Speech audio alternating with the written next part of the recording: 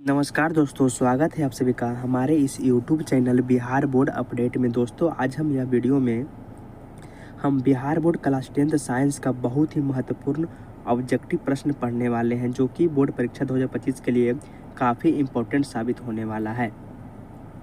तो चलिए देखते हैं विस्तार से।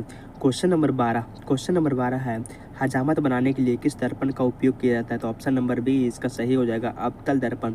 क्वेश्चन नंबर 13, निकट दृष्टि दोष में किस लेंस का उपयोग किया जाता है? तो किस लेंस का? तो अवतल लेंस का उपयोग किया जाता है। धारा मापने के लिए आमीटर का उपयोग किया जाता है। धारा मापने के यंत्र को हम लोग आमीटर कहते हैं। क्वेश्चन नंबर 15 की ओर बढ़ेंगे। क्वेश्चन नंबर 15 है, डायनोमो में किस प्रकार की धाराएं होती है? तो डायनोमो में आप लोग देख सकते हैं, डायनोमो में दो तरह की धाराएं होती है। पहला दृष्टि धाराएं, दूसरा प्रत्यावर्ती धाराएं। इसका सही उत्तर हो जाएगा दोनों धाराएं। डायनोमो में दोनों प्रकार की धाराएं पाई जाती है। क्वेश्चन नंबर 16, आवेश का मात्रक क्या होता है? तो आवेश का मात्रक कूलम होता है। क्वेश्चन नंबर 17, नवीकरणीय ऊर्जा का स्रोत क्या है? नवीकरणीय ऊर्जा का स्रोत सौर ऊर्जा है। क्वेश्चन नंबर 17, इनमें से कौन सा धातु अधातु होते हुए भी चमकीला होता है? तो इसका सही उत्तर आयोडीन हो जाएगा। क्या हो जाएगा? तो आयोडीन हो जाएगा। क्वेश्चन नंबर 19 की ओर बढ़ेंगे। क्वेश्चन नंबर 19 है, कार्बन में की परमाणु संख्या कितनी होती है? तो कार्बन की परमाणु संख्या कितनी होती है? तो कार्बन की परमाणु संख्या कितना होता है? तो 6 होता है। इसका सही उत्तर सी हो जाएगा। क्वेश्चन नंबर 20, इसका उत्तर आप लोग डिस्क्रिप्शन में ज़रूर बताइएगा कि रासायनिक अभिक्रिया कौन सी है। क्वेश्चन नंबर 21 लोहा से जिंक को लेपित करने की प्रक्रिया को क्या कहते हैं? लोहा से जिंक को लेपित करने की प्रक्रिया को गैल्वेनीकरण क्या कहते हैं? क्या कहते हैं? गैल्वेनीकरण कहते हैं। क्वेश्चन नंबर 22 है, जस्ता तथा तनु हाइड्रोलिक अम्ल की अभिक्रिया के फलस्वरूप निम्न में से कौन सा गैस बनता है? जस्ता तथा तनु इलेक्ट्रॉनिक अम्ल की अभिक्रिया के फलस्वरूप निम्न में से कौन सा अम्ल बनता है? तो इसका सही उत्तर क्या हो जाएगा? तो सी हो जाएगा, H2 हो जाएगा। क्या हो जाएगा? तो H2 हाइड्रोजन। क्वेश्चन नंबर 23 है, निम्नलिखित में कौन सा अधिक अभिक्रिया वाला धातु है? तो निम्नलिखित में कौन सा अधिक अभिक्रिया वाला एग्जाम्पल है? तो इसका सही उत्तर क्या हो जाएगा? तो इसका सही उत्तर क्या हो जाएगा? कॉपर, सी हो जाएगा। क्वेश्चन नंबर 24 है, निम्न में से कौन सा अधातु है? निम्न में से कौन सा अधातु है? तो कार्बन एक अधातु है। क्वेश्चन नंबर 25, कैल्शियम Ca की परमाणु संख्या कितनी होती है? तो कैल्शियम Ca की परमाणु संख्या, इसका सही उत्तर क्या हो जाएगा? तो कैल्शियम 20 होता है। कितना होता है? तो 20 का सही उत्तर। यह सभी प्रश्न BBI ऑब्जेक्टिव है, आप बोर्ड एग्जाम में पूछे भी जा सकते हैं। सिलिका क्या है? सिलिका एक क्या है? तो इनमें से कोई नहीं है, न धातु है, न अधातु है, न उपधातु है। सिलिका क्या है? तो इनमें से कोई नहीं। इसका सही उत्तर डी हो जाएगा। क्वेश्चन नंबर 27, नाइट्रोजन अणु में कितने सहसंयोजक बंधन होते हैं? नाइट्रोजन अणु में कितने सहसंयोजक बंधन होते हैं? तो कितने बंधन होते हैं? तो इसका सही उत्तर क्या हो जाएगा? तो 3 हो जाता है। नाइट्रोजन अणु में 3 सहसंयोजक बंधन होते हैं। क्वेश्चन नंबर 28, संगमरमर का रासायनिक सूत्र क्या होता है? तो संगमरमर का रासायनिक सूत्र CaCO3 होता है। CaCO3 संगमरमर का रासायनिक सूत्र होता है। सोडियम का रासायनिक सूत्र क्या होता है? तो सोडियम का रासायनिक सूत्र Na2CO3 होता है। सोडियम कार्बोनेट का अनुसूत्र क्या होता है? तो Na2CO3 होता है। इसका सही ऑप्शन ए हो जाएगा। क्वेश्चन नंबर 30, CHO के क्रियाशील मूलक को क्या कहते हैं? CHO को क्रियाशील मूलक को एल्डिहाइड कहते हैं। क्या कहते हैं? तो एल्डिहाइड कहते हैं।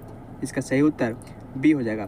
क्वेश्चन नंबर 31 है, सबसे कठोर तत्व कौन सा है? सबसे कठोर तत्व इनमें से हीरा है। तो क्या है? तो सबसे कठोर तत्व इनमें से हीरा है। अकीय तत्व कौन है? अकीय तत्व इनमें से कौन है? तो अकीय तत्व इनमें से हीलियम है। अधातु यानी आधुनिक आवर्त सारणी में तत्वों के वर्गीकरण के आधार है। आधुनिक आवर्त सारणी में तत्वों के वर्गीकरण का आधार क्या है? परमाणु संख्या। इसका सही उत्तर डी हो जाएगा। क्वेश्चन नंबर 34, हीलियम कैसा तत्व है? हीलियम एक अकीर्य तत्व है। कैसा तत्व है? एक अकीर्य तत्व। इसका सही उत्तर ए हो जाएगा। क्वेश्चन नंबर 35, क्वेश्चन नंबर 35 की ओर चलते हैं। निवेचक। निवेचक क्रिया में पश्चात युग्मक में क्या बनता है? तो इसका सही उत्तर क्या हो जाएगा? भूर्ण हो जाएगा। क्या हो जाएगा? तो भूर्ण हो जाएगा। अपशोषी अंग का उदाहरण है। अपशोषी अंग का उदाहरण क्या है? तो अपशोषी अंग का उदाहरण इनमें से सभी है। तो क्या है? इनमें से सभी अपशोषी अंग का उदाहरण है। क्वेश्चन नंबर 37, क्वेश्चन नंबर 37 की ओर बढ़ेंगे।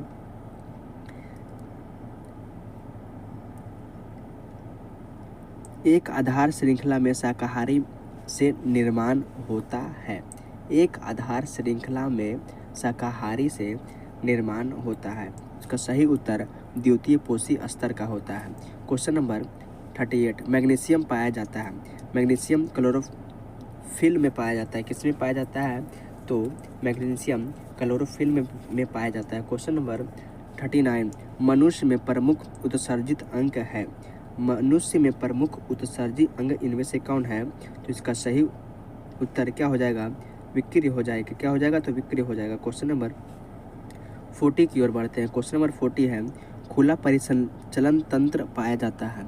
तो खुला परिसंचलन तंत्र किस में पाया जाता है? तो इसका सही उत्तर कॉकरोच में होता है। किस में पाया जाता है? तो कॉकरोच में खुला परिसंचलन तंत्र पाया जाता है। क्वेश्चन नंबर 41, इंसुलिन नामक हार्मोन की कमी से कौन सा रोग उत्पन्न होता है? तो इंसुलिन नामक हार्मोन की कमी से घेंघा का रोग होता है। किसका होता है? तो घेंघा का, इंसुलिन नामक हार्मोन की कमी से कौन सा रोग उत्पन्न होता है? तो मधुमेह होता है। इसका सही उत्तर बी हो जाएगा। क्वेश्चन नंबर 42, तंत्रिका तंतु की उत्पत्ति किस प्राथमिक ऊतक द्वारा होता है? तंत्रिका तंतु की उत्पत्ति किस प्राथमिक ऊतक द्वारा होता है? तो इसका सही उत्तर इंडोड्रम में होता है। किस इंडोड्रम में होता है। क्वेश्चन नंबर 43, मनुष्य में विक्र एक तंत्र का भाग है जो सर्वोधित है। क्वेश्चन नंबर 43 है, मनुष्य में विक्र एक तंत्र का भाग है जो सबशोषित है। तो इसका सही उत्तर सी हो जाएगा, उत्सर्जन से। क्या हो जाएगा? तो उत्सर्जन से। क्वेश्चन नंबर 44, दही के जमने में निम्नलिखित में कौन सी क्रिया होती है? तो दही के जमने में कौन सी क्रिया होती है? तो किण्वन की क्रिया होती है। किसकी होती है? तो किण्वन की क्रिया होती है। अब option number C is right. Question number 45, मानव मादा में निषेचन होता है। मानव मादा में निषेचन कहाँ होता है? तो फैलोपियन नालिका में। कहाँ होता है? तो फैलोपियन नालिका में। क्वेश्चन नंबर 46, मुकुलन द्वारा अलैंगिक जनन होता है। मुकुलन द्वारा अलैंगिक जनन होता है तो हाइड्रा में। किस में होता है? तो हाइड्रा में। इसका सही उत्तर ए हो जाएगा। क्वेश्चन नंबर 47 की ओर बढ़ते हैं, जो कि लास्ट क्वेश्चन है। अलैंगिक जनन मुकुलन द्वारा होता है तो किस में होता है? ईस्ट में होता है। किस में होता है? ईस्ट में होता है। क्वेश्चन नंबर 48, परागकोश में होते हैं। परागकोश में क्या होते हैं? तो परागकण होते हैं। परागकोश में क्या होते हैं? तो परागकण होते हैं। इसका सही उत्तर डी हो जाएगा, जो कि आप लोगों को लगभग 30 क्वेश्चन बताए हैं। बोर्ड परीक्षा 2025 में पूछे जाएंगे, इसलिए आप लोग यह सभी प्रश्न को ज़रूर याद कर लें और बार बार रिवीजन करें। जो प्रश्न याद नहीं होता है उसे अपने कॉपी में ज़रूर लिख लें। तो चलिए, आज का वीडियो इतना ही। जय हिंद, जय भारत।